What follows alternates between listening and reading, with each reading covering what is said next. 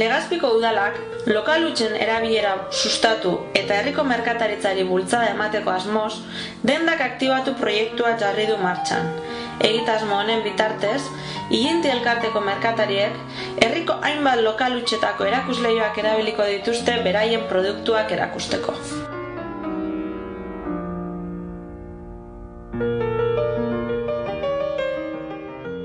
Es una manera de promover que la gente del pueblo pues conozca todas las tiendas de todo el pueblo y que la gente compre en el pueblo.